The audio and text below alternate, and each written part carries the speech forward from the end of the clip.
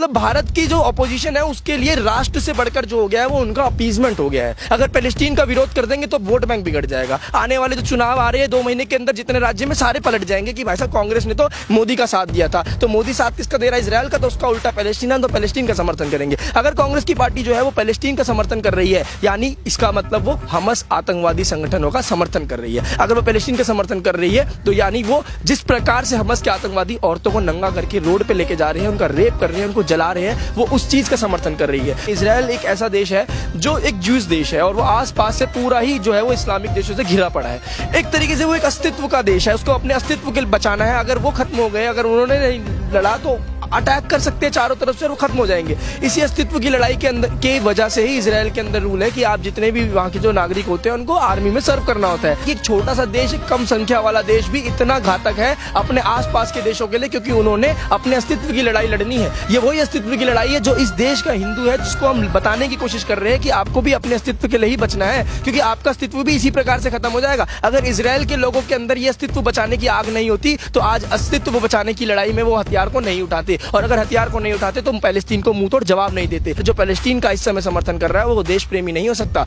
उसको सिर्फ अपने मजहब से मतलब है। खुद देखिए ना, अलीगढ़ मुस्लिम यूनिवर्सिटी के अंदर क्या हुआ कि वहां के जो स्टूडेंट्स थे उन्होंने जुलूस निकाला इजराइल के अगेंस्ट में और पैलेस्टीन के सपोर्ट में वो निकाला।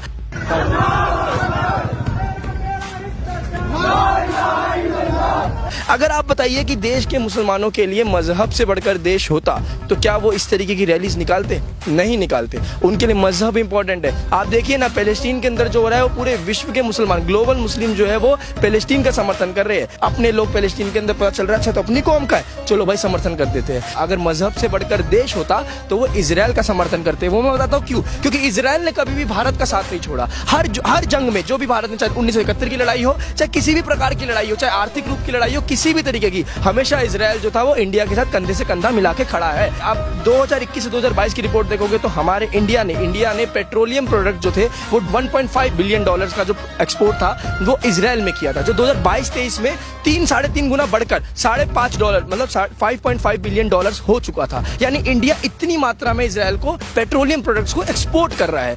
तो यानी एक तो इससे इंडिया का एक्सपोर्ट कितना बढ़ रहा है। अगर हम ऐसे देश का समर्थन ना करें जो देश शांति से हमारे साथ ट्रेड कर रहा है, जिसमें कोई चालाकी नहीं, कोई आतंकी हमले हमारे साथ कुछ भी ऐसा नहीं करता बल्कि खड़ा होता है, हम उसका समर्थन ना करके बल्कि पैलेस्टीन का समर्थन करें जो आतंकवादी संगठनों को बढ़ावा दे रहे हैं। ये विचार जो देश का है, जो देश की नेतृत्व जिसके हाथों में है, उनका विचार है राष्ट्रवाद वाला, इसीलिए वो सिर्फ राष्ट्रवादी लोगों का समर्थन करते हैं। तो ये देश का विपक्ष जो है, अगर उन लोगों को सही और गलत से मतलब होता तो ये मासा अमीनी के टाइम पे कहा लिखे थे, उस समय समर्थन करते ना कि मासा अमीनी के साथ जो हुआ है वो गलत हुआ है, लड़की हूँ लड़ सकती हूँ तो बड़ा नारा चल रहा था ना, तो लड़की तो लड़ रही थी ना वहां पे, तो समर्थन क्यों नहीं किया आपने उसका? तब बोलते ना, अगर आपको बहुत सारे इंटरनेशनल इश्यूज में बोलना है तो आपने तब क्यों नहीं बोला मासा अमीनी के साथ जो हुआ है वो गलत हुआ है? तब आपने नहीं बोला, क्यों नहीं बोला? क्योंकि भारत के मुसलमानों का जो मेजोरिटी में जो पक्ष था वो इस पक्ष में था कि जो मासा अमीनी के साथ हुआ है, जो उसको मारा गया है, जिसको वो अच्छा हुआ है, क्योंकि वो हिजाब के विरोध थे। मतलब देश का विपक्ष जो है, खासकर कांग्रेस पार्टी, वो देश के मुसलमानों को देखकर अपने निर्णय बनाती है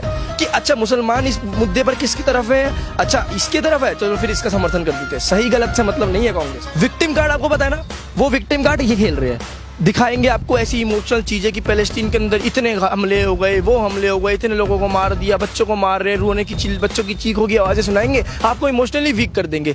ये नैरेटिव है। आप देखिए ना, मतलब आप मुझे समझाइए कि हर एक देश के अंदर अगर प्रॉब्लम जो है, मैं नॉर्मल सी बात पूछूंगा उन्हीं सभी लोगों से, स्वीडन के अंदर क्यों दंगे होते हैं, फ्रांस के अंदर क्यों दंगे होते हैं, अब इजराइल के अंदर क्यों दंगे हो रहे हैं? अब हर जगह पे, हर देश के अंदर आप अलग अलग तरीके से दंगे कर रहे हो, कहीं पे किसी रूप में कर रहे हो, कहीं पे किसी रूप में कर रहे हो, और उसके बाद भी आप में ऑडेसिटी आपकी है कि आप वहां पे भी फिर विक्टिम कार्ड भी खेल रहे हो। मतलब कश्मीर में भी आप दंगे कर रहे हो और उसके बाद आप विक्टिम कार्ड खेल रहे हो कि हम ही सबसे ज्यादा ऑप्रेस्ड है भाई। अरे हमले तो तुम्हारी कम्युनिटी कर रही है ना पूरे देश में, अलग अलग जगहों पे, अलग अलग मुद्दों पे, तो तुम कैसे विक्टिम हो गए? तुम तो मेन कल्प्रिट हुए ना। तो आप क्या करते हो, एजेंडा क्या है कि पूरे विश्व के अंदर आतंकवाद फैलाओ और उसके बाद जब अपने पर हमला हो तो उसी छोटी सी कवरेज को इतना मेगा रूप में दिखाओ सिंपैथी गेन करने के लिए कि जो नॉर्मल सेकुलर इंडियंस है, जो बाकी लोग हैं, वो आपका समर्थन करें। और यही जो नैरेटिव है, ये एजेंडा है, यही चलता आ रहा है और ये इजराइल और पैलेस्टीन के मुद्दों पे भी यही चल रहा है। ये इसी प्रकार की कवरेज दिखा रहे हैं और आप लोगों को डाइवर्ट कर रहे हैं टॉपिक से, जो कि आपको नहीं होना है। इस मुद्दे पर आपको इजराइल के पूर्ण रूप से समर्थन देना है।